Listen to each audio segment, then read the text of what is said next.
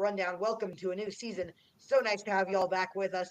And today we will be discussing college football March Madness, and we will be having a live debate on how we think it should happen. First, we will talk about the auto bids. And Sam, who do you think should get auto bids to college football March Madness? I mean, this team is pretty straightforward. One team from each conference, same as normal March Madness. And I mean, this is a way to figure out the best team. March Madness. This is what I was complaining about. Either you have all the teams that have any consideration to believe they're the best, or you have none of them. That's why I was complaining the past few weeks. Ohio State, I feel, they probably were the best team. In fact, they were. They proved it. But you can't have, because you either make the regular season matter or you don't. They made it like they put it right in between there, and that's just like, yeah, like either you're finding the best team in football, you have to have all the teams in there, and this is what that does. I think that's a very interesting point. I think that the postseason has been college football's great failure for the last 100 years. Nobody has figured out a proper way to crown a champion. And right now, we're going to try to see if this may come up with a better champion than the other methods. All right. So, would you think that FCS teams should be allowed in this tournament? Well, this is interesting because some of the better FCS teams, North Dakota State, who just won, uh, they're probably just as good as some of these average group of five teams. But at the same time, I don't think there should be any auto bid for the FCS. If the only team that really has a legitimate claim, or the only two that are North Dakota State and South Dakota State. North Dakota State won, but I'm not even sure if that warrants them a spot since they're not in the top tier of football. And my guess is we're probably just finding the best team that plays that can prove themselves against the top tier of football. North Dakota State. I mean, recently they've had they're not amazing against FBS opponents. We've seen them play. Colorado, they actually almost upset. But I mean, they just haven't I proven think themselves. they should have won that game. That's my very biased opinion as a North Dakota State fan, but Okay, but Colorado, they're a good solid team, but they're a team that they'll have to beat in this tournament. If they're there's some metric that can decide if they're a top 68 team, if you're going to include the first four, then I think if they're in the top 68, they should be included. Any FCS team in the top 68 should be included. So as I can see here, they're number 43. this So is the Massey ratings. These are the most commonly used of the ranking composites.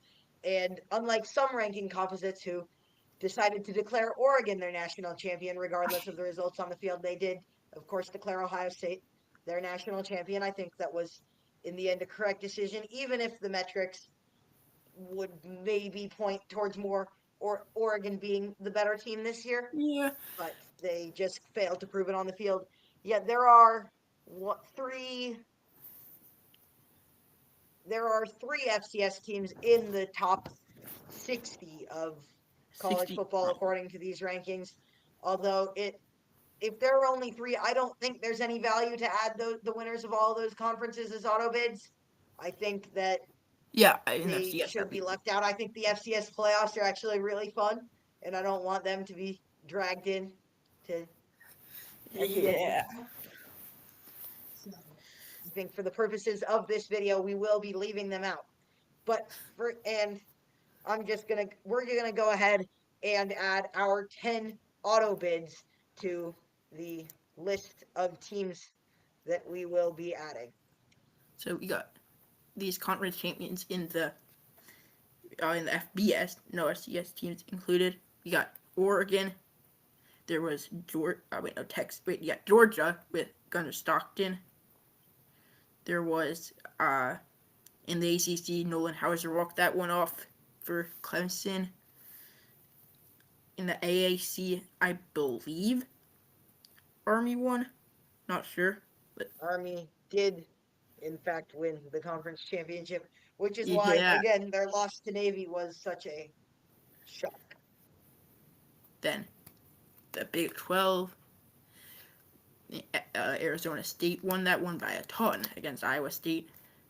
before being robbed in the Peach Bowl. Robbed, I'm not so sure. Okay, fine. But I wanted them to win. I know you Sitting attended that amongst the game. Why Texas don't you fan. tell us a little about the experience of attending that game? So I was sitting right in the middle of a huge group of Texas fans. One guy was screaming his head off, walking down my entire row, so it kind of ruined a bit of it. But it was a great experience, and I've had some pretty good luck going to games recently. I got in the Michigan-Alabama one, and then this one that wasn't supposed to be good, that really was. Cam Scatterbu's a beast. Yes. And we will add all of our conference champion participants right here. And then now, why don't you just, while I'm doing this, tell us a little bit about what you think is important for a team that's going to get an auto bid to this tournament. Okay, well, I think it should, as we're doing, it should be the best team in each conference. These teams have proven themselves to be, well, the best amongst their group. This is already like a factor in the 12-team playoffs. They got they have 5 auto bids for conference champions, 1 for a non-top 4 conference champion. So, I mean, if we're going to expand the playoffs this much, all conference champions, I feel like, have to be invited, because to make winning your conference be a huge, be a big factor in how it should really matter for a team's performance. To make a team feel great if they won the conference championship, it has no implications often, like the Sun Belt championship this year, let's say, that just didn't make any difference. But now it does if in this March Madness tournament. I think that's very. The Sun Belt championship game was actually a great game. Awesome to watch. Don't actually. So it was actually a very nice championship weekend. Some less exciting games. Boise State, UNLV, disappointed, to be honest. I thought UNLV was a much more legitimate team. Army winning, obviously, that one. Marshall, Louisiana, good game in the Sun Belt Championship. Very, very fun. And Then now let's add our conference champions. We got Georgia in the SEC. I mean, they were lucky they could be in the playoffs this year, I think. They are very lucky. I think that they should have been Florida Stated, but that's Well, yeah, 2 years ago. They didn't even make it that time. I also do, but I mean because that would have removed a whole lot of the stress. I don't think Florida State was that great. They definitely could have held their own, but I just don't think Michigan's defense would have. Michigan's defense could still stop Jordan Travis.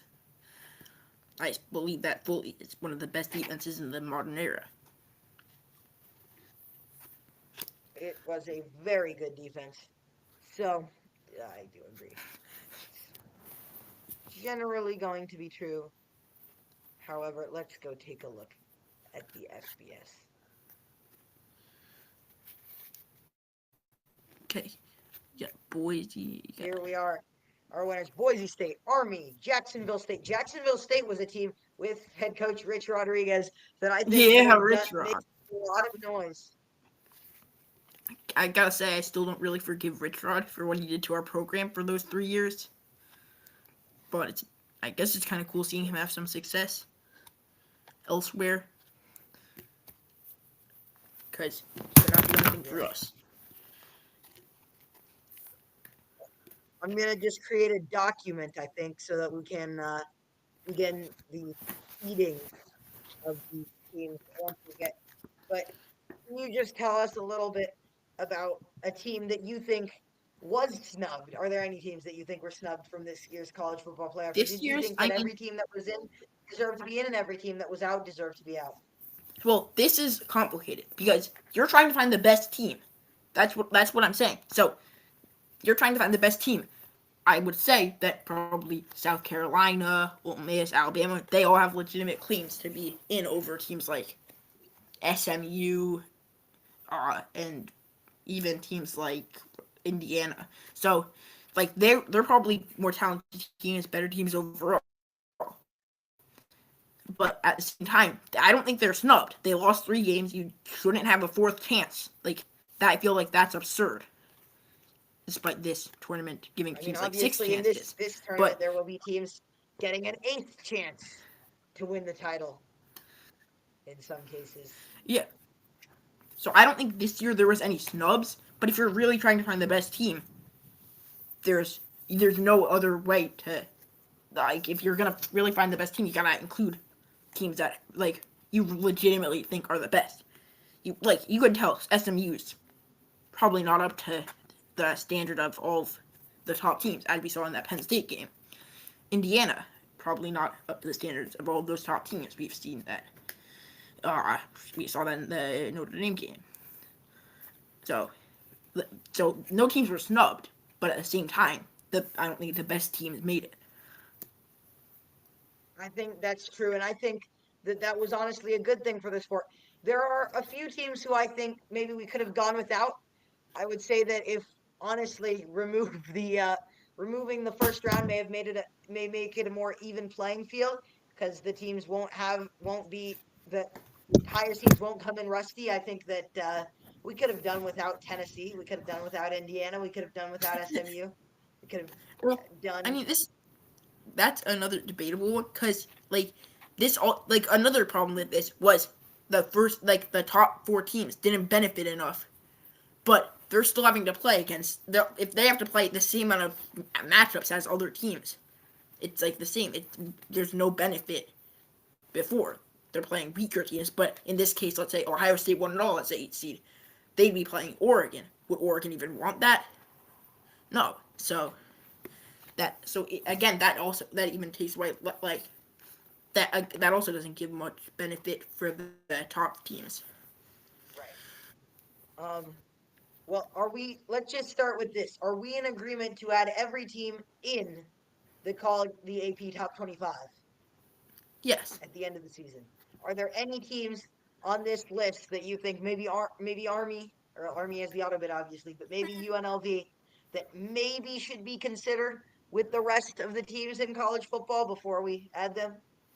I mean, they're in the top 25. Like UNLV, they were a very solid team. I legitimately thought that they're even better than the record showed. I think they're probably one of the most talented group of 5 teams, as shown by the They rankings. certainly should have won the Syracuse game. That was very disappointing. And those were 2 top teams. I thought that was a great game, and UNLV certainly proved their worth there. Yeah, and could they have done better if their quarterback didn't enter the portal? I mean, I don't think so. I I think don't their know. I backup think was that Hodge probably Malik Williams. they had the best backup in Group of 5 football, which is very lucky for them as a program. Yeah, it was. I mean, it was a close battle between the Campbell transfer, I believe, Hodge Malik Williams and Matthew Sluka. Notre Dame. But yeah, and then talk a little bit about what you want to see, what type of wins are going to be needed for all the teams that are going to be on the proverbial bubble here for this one. Bubble. If you have a marquee win and you're somewhere near, I mean, I feel like you got to be considered. A team like Northern Illinois, I mean, didn't do that much. They could have done. After seeing the Notre Dame game, you'd think they would have done a lot more.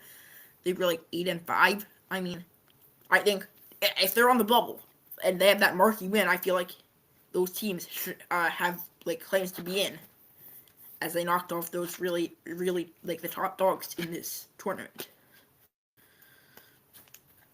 Then I think that if you don't have an embarrassing loss, I mean, if you lose to an FCS team, if you lose to Kent State, I mean, they didn't win a game, but if you lose to a team of that caliber, that should set you back. And then, I mean, this has been a factor. I think overall, how solid your quarterback play was. I'm kidding about that one. I'm just trying to trigger at Florida State fans, but you could be triggering your own fans with that one. I mean, your quarterback play, with all due respect, was the worst in the Power 5, and I don't think there was a team in the Group of 5 with worse quarterback play than Michigan. I mean, it's probably true. Except for maybe Emory Williams, but Yeah. Davis Ward actually got a whole lot better by the end of the year. Actually, maybe not. But But a whole lot better means performing like a group. Yeah, pretty much. Yeah, he did make some plays down the stretch. And it's kind of hard to say that he's horrible after he beat Ohio State. But okay, here are some of the thresholds. You must be above 500 to Yeah. be considered for this. If you're a 5-17, I don't care if you're Auburn, if your talent composite is Yeah, even top 10 in the Nebraska 3-9. country.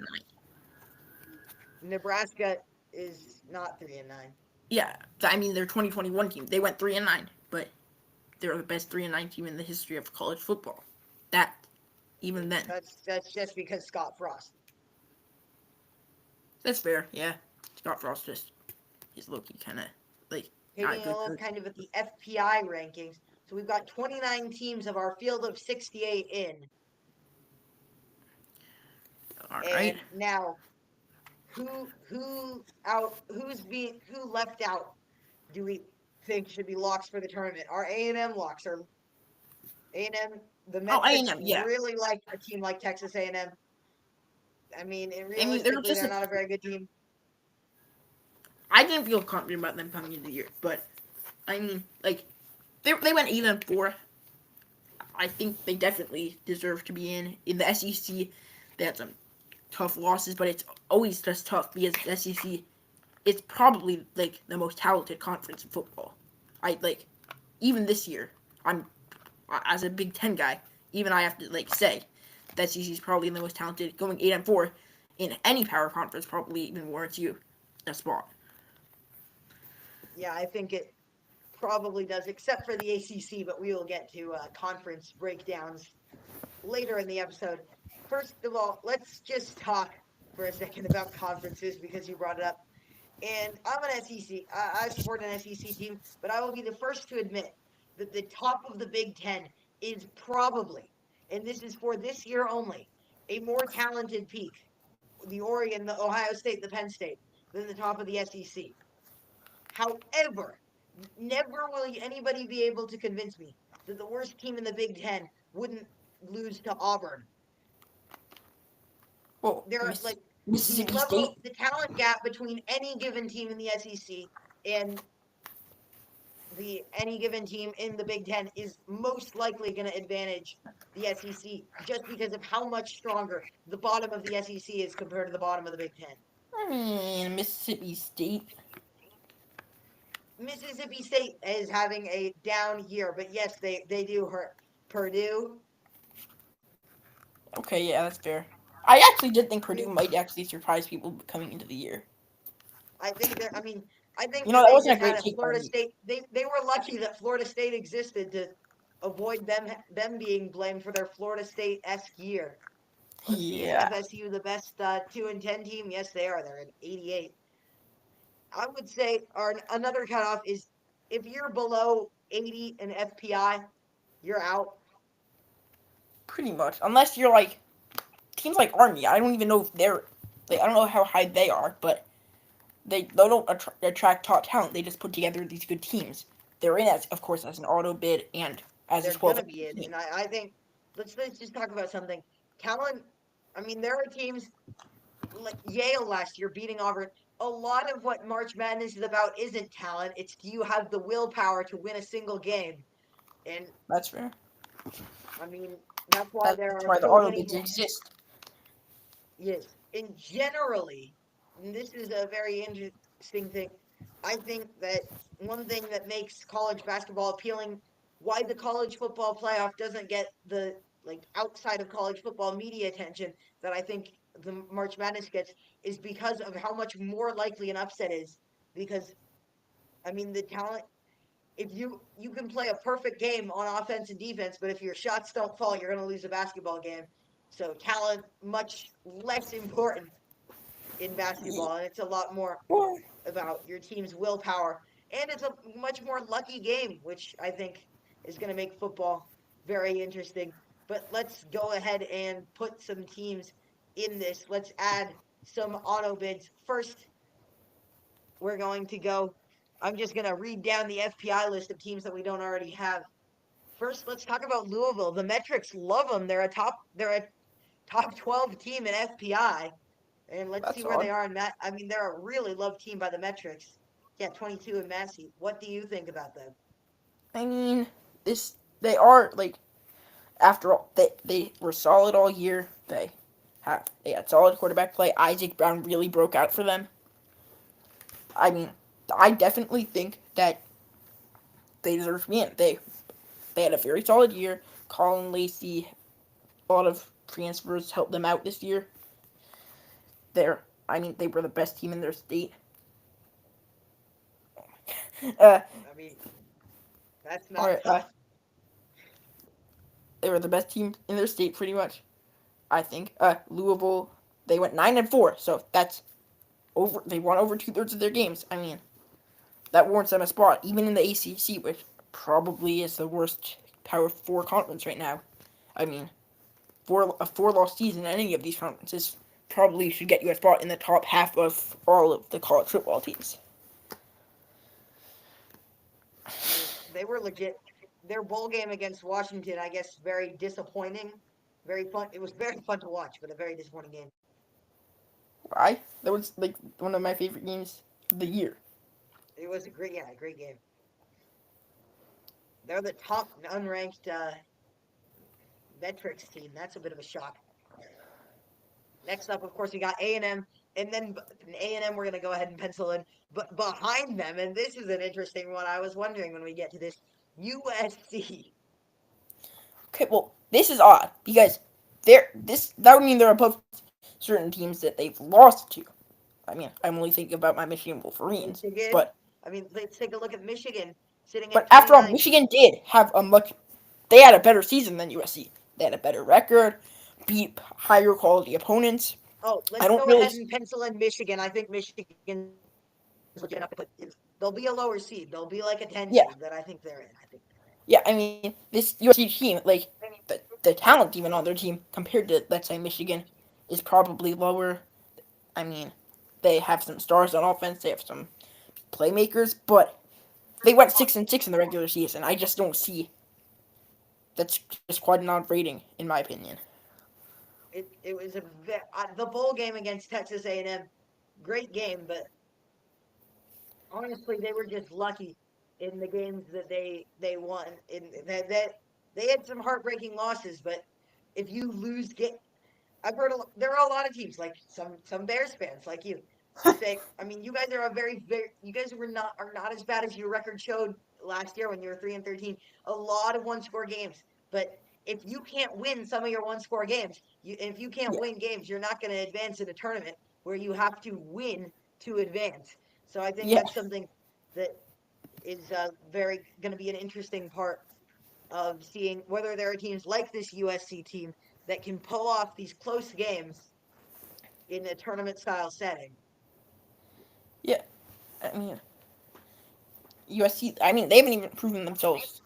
That LSU win to start the year in week 0, or well, week 1 actually, like that Sunday night game. It was a great game, but LSU was like really overrated to begin the year. They finished with a poor season. Brian Kelly on the hot seat. I love that. I don't like that guy. Uh, then I well, think yeah, Brian Kelly's I think he will be fired, and I feel bad for LSU because they actually have very decent fans, and comparatively, they are a very decent program. yeah. I mean, it's like they have these really elite teams at times, but they're, I mean, like they can be shaky. Normally, they're very solid. I don't. They're on the fringe level of blue blood for me. They are very much on the there's they. Let's get into blue bloods for a second. There are most sports have 8 blue bloods. Let's list the 8. I mean, there are the obvious ones are going to be Notre Dame, Ohio State, Michigan, Alabama, Alabama. yeah. That's 4. Nebraska's probably not because they Nebraska, haven't yeah, had that much. Nebraska, Miami. I don't know about Nebraska because they had like that really good stretch, but they haven't had that much recent success. And they didn't have very much pre 1960 success Yeah, either.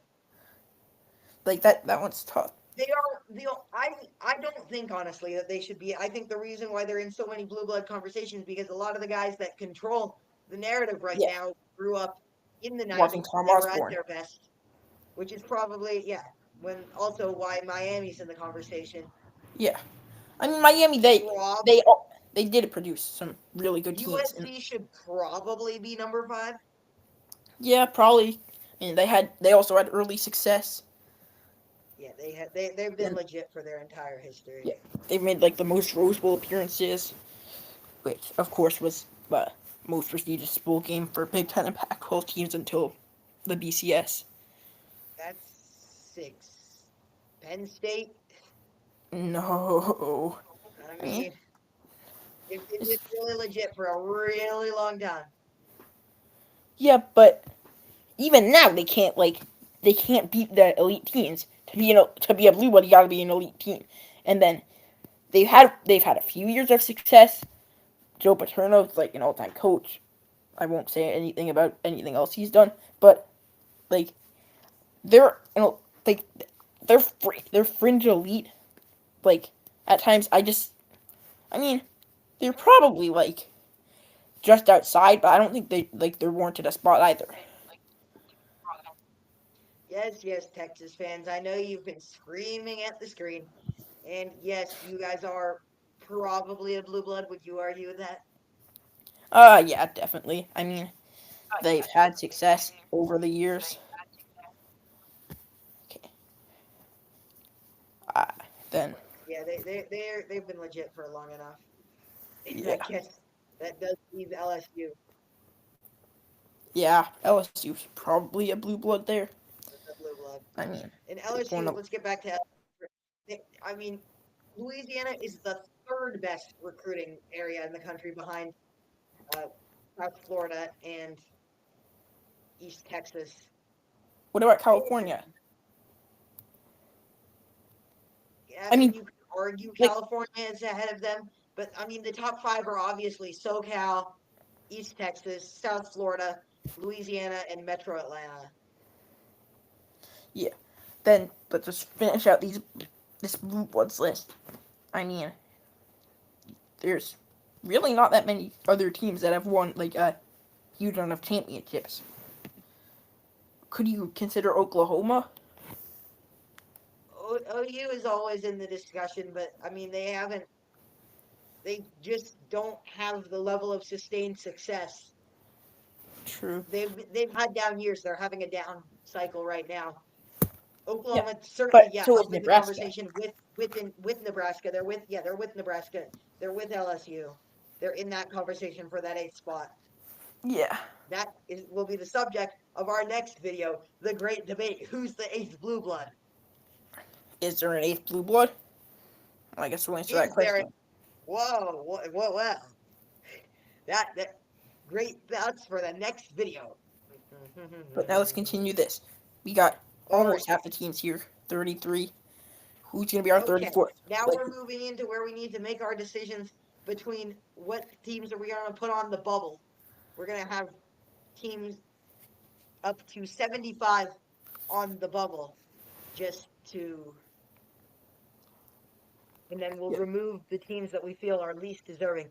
Is Florida a deserving team or is Florida a bubble team? I think they're a deserving enough team. I mean, with the schedule they had, the success they had near the end of the year, similar to Michigan, they're in a similar like they're both 8-5. They both had success peaking at the end of the year. If DJ Lagway didn't get hurt in that Georgia game, I really think they could have won that. And so, like, I think they're definitely deserving of a spot as well. I agree. I think that they are almost definitely the best a team that's deserving of a spot. I think DJ Lagway very scared of the game in the swamp. Never can we win in the swamp, no matter how hard we try. But and I was impressed with DJ Lagway coming in to Knoxville, the toughest place to play in the world, and Yeah. getting the game to overtime. That gave me a little heart attack on Yom Kippur night. Definitely not the amount of food I consumed at Break the Fast. And let's talk a little bit about another game that happened that night that I would not let you watch, the Oregon Ohio State game. Yeah. I mean, Very good so game. Game of the century. I would not go that far. Uh-huh. I don't even know if it was the game of the year. It was a great game, and it was It between was the not the game of the year. yeah. So I mean, it was a great game overall. Like I'm not gonna argue otherwise. There was a few self-inflicted mistakes by, especially Ohio State. The kickoff, there was Dan Lanning exploited some loopholes. Holes that kickoff, like he was just really like savvy in that game. Now, Dan Lanning is the Bill Belichick of college football. yeah, except now And Bill when he gets Belichick's in himself a college football. franchise QB, he's going to win 4 straight Super Bowls. I mean, yeah, is Dylan Gabriel not up to that?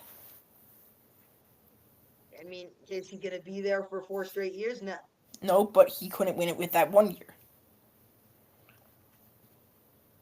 Well, you need to create team continuity. Like if you're constantly cycling your quarterback in and out in the portal, there's going to become issues for teams like that when you get to the top level of college football Yeah, and you just don't have that familiarity with your teammates that yeah. other teams do.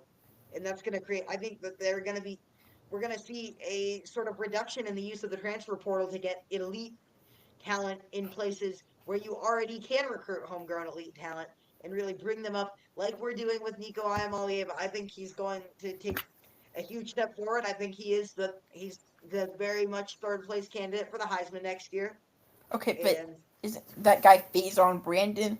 Is he gonna be under him? Because he looks really good. I've watched his tape. yeah, he's legit, but I mean, this is Nico yeah, has Nico in theory could go to the draft after this year.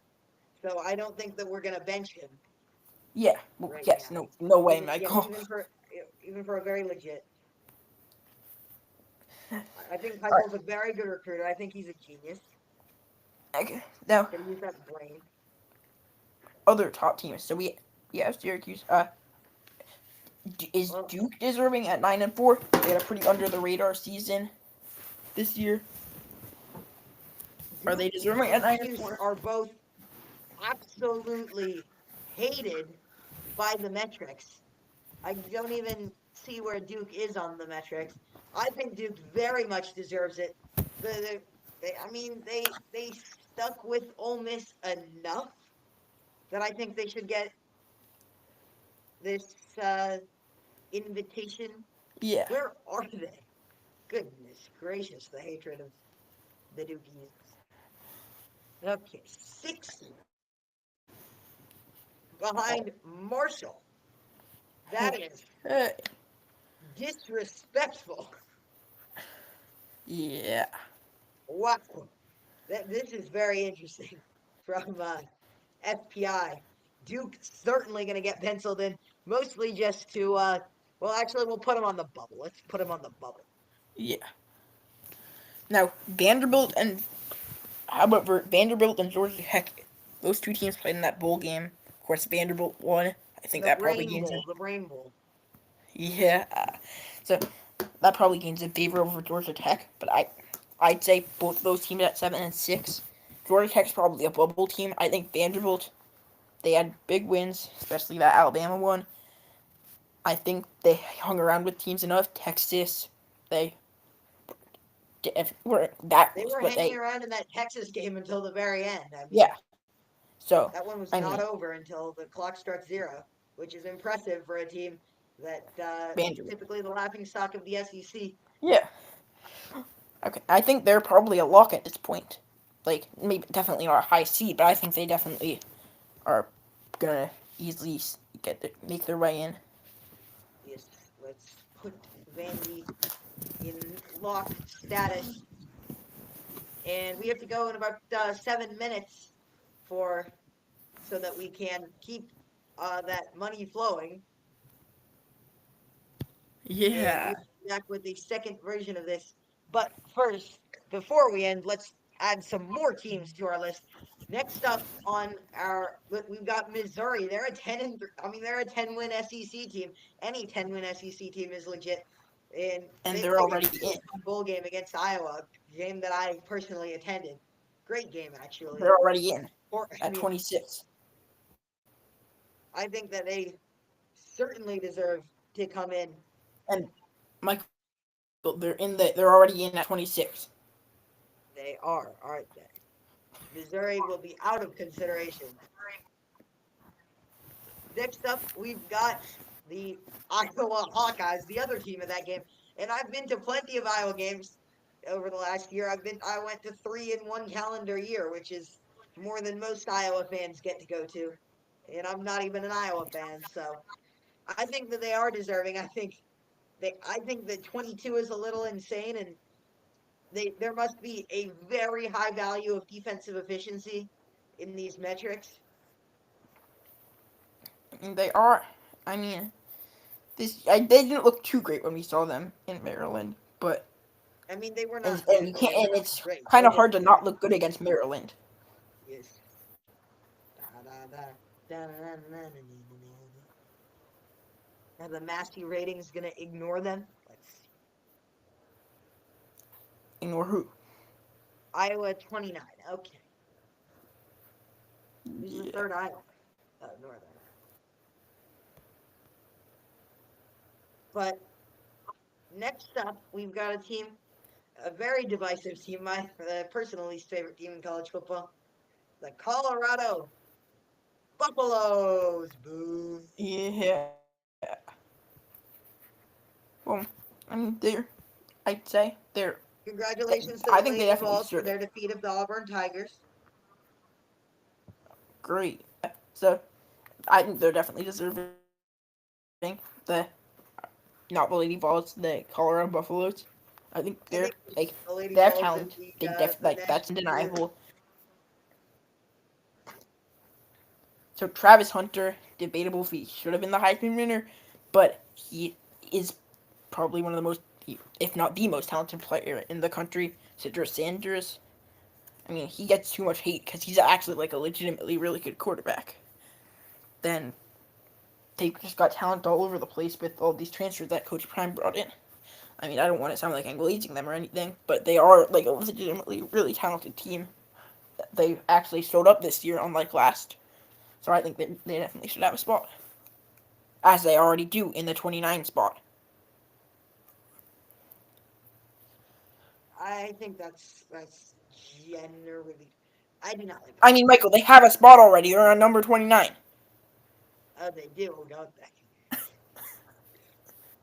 Well, that's interesting. All right, Kansas State. You gotta check if they're already in. They're not Okay, already in. so They're number this, 24, and they flew under the radar this season. I yeah, watched the Tulane game. Very disappointing that that Tulane couldn't win. yeah. I mean, K State. Tulane They should have. well, Let me preface it with this: Tulane should have won that game. sure. Boom, I mean, I don't like. boom. It's just like I mean, you can't really say they should have. Like, there's a lot of factors, but K State they went 9-4 this year. They didn't really do anything like that. Like, they didn't really have any huge win. They kind of flew under the radar due to that. But I mean, 9-4 in the Big 12, I think probably should get you a spot. I think we're gonna go ahead and hand them a bubble spot. Ba ba ba ba ba. Yeah. Let's go bubble. All right, next up, BYU's already on this. Iowa State's already on the Boise State. Minnesota coming in at 28. What do the metrics like about Minnesota? I mean, they are like I thought they would be a very good team this year. I mean, not very good, but coming They into the year, were I thought very they would have good. I mean, surpassed people. they beat USC, but 28's a little high even for them. I mean, they're 8-5. Had they had chances. They almost had huge wins over Penn State, Michigan, which I mean, Uh, I guess Michigan's not a huge win this year, but they are definitely a talented team. Their defense full of really solid players. As always, they'll have a really good receiving room. So I mean, I think they're definitely deserving. Maybe not of a high spot, but they don't have that marquee win. They're not like a genuinely like well known for being an amazing team. Though they might they do have 6 national championships, but I think they should probably make it 8-5 in the Big Ten, warrant you a bubble spot at the very least. They're going to be a full team because I think that they certainly have the potential to be an elite team, and I have a lot of respect for what they're doing as a program right now. And to end us off, our final team that we will talk about, Oklahoma, sitting at 6-7, are eliminated. Auburn is eliminated. Tulane. Let's talk about Tulane. I mean, they did not show up for that AAC championship against Army. They lost by 21, I believe. Well, they're, they definitely are a solid team. They brought in that transfer Mario Williams from USC this year. Darian Mensah really played like sorry. They went 9-5, but they also had that conference championship loss. I don't remember their bowl game, but let's see. Uh, They did lose in yeah, their they bowl lost in game. that, so they went 9-3 in their regular season. In the AAC, I mean, it's Mhm. debatable. I mean, I wouldn't say they definitely deserve a spot, but I mean, I think they definitely should at least be considered at the very least. They should be they're going to be considered. They're going to be a bubble team. And that is how we will end it. Thank you for watching the Collegiate Rundown. We will be back.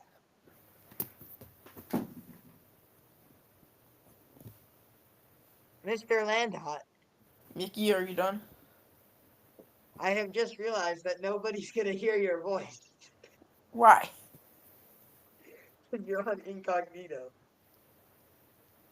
And does that matter? Yes, it can't take voice from incognito mode. So, God knows how long will not be recorded. Thank you for watching. Actually, Yes, oh my god. this is